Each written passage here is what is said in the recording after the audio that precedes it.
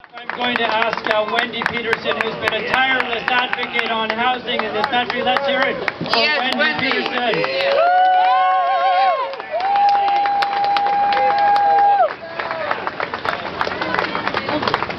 I almost missed my cue. I was there organizing with people for Wednesday. So I also invited the Carnegie Action, some of the Carnegie Action members up. And our goal is to push governments to build more social housing, better incomes, and stop gentrification of our neighborhood, the downtown east side. Okay, so we think that there's about 5 points that we want to make to explain why we need a national housing program. The first point is homelessness and poverty is not caused by addiction and mental illness. It's caused by poor housing supply and poor incomes. Okay, the second point. The Olympics, according to a well-known condo developer in our city, Bob Rennie, are a $6 billion marketing campaign for Vancouver. We do not agree with making Vancouver into a rich resort city. We need affordable housing, and the only way that we're going to do it is to get big dollars from the federal government. In our neighborhood, we need 6,000 units. 6,000 just in the downtown east side of good social housing. 6,200 we need. Oh yeah. We're never going to get that 6,000 units from crumbs from condo developers. Charity is deceptive. It won't help us. We can't rely on charity. It'll be like relying on food from the food bank instead of having real food security with good incomes. And last, how are we going to pay for all this housing that we need? Well, it's certainly cheaper, government studies have proven this, to build the housing rather than to not have it. Also, Stats Canada has some stats about the net worth of Canadians. The net worth of Canadian households is now $3 trillion.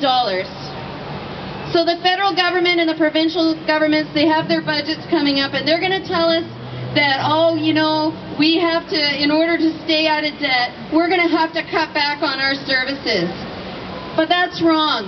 Instead, we need to tax the rich and tax the corporations in Canada.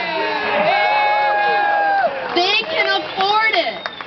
The top 20 percentile went up 43% net worth in the last 5 years, and the bottom 20 percentile went down 70% in the last 5 years. Okay, so we have facts and we have logic on our side, but you know what else we have? We have a lot of experience that motivates us. So we have real pain and real insight into the horrors of where we're at. So we're also learning how to organize, and we're inspiring each other. So Dave, Anita, Dawn, Ricky from the Carnegie Action Project. I'm thinking about Stella, V, all the women in the Power Women Group, the Vancouver members that are here, the Streams of Justice, the student group Vancouver Action that just kicked butt through this Olympics, the Citywide Housing Coalition, Pivot, and IOCC, and many more. So we're all doing things relentlessly, and I actually say joyfully, to push and take up space. So I also wanted to let you know that I get calls regularly from across the country. In fact, last week, this young woman, Quebecois woman, called me. I could hardly understand her accent, her English. But she saw what was happening here in Vancouver and was inspired. And she's from a CEGEP college in Gatineau, Quebec.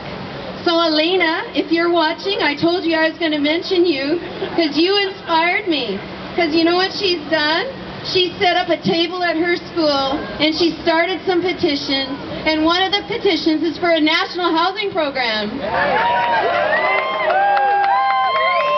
So we're keeping our little fight going here in our little neighborhoods, in our little corners, but we have to keep in mind that people are doing this across the country.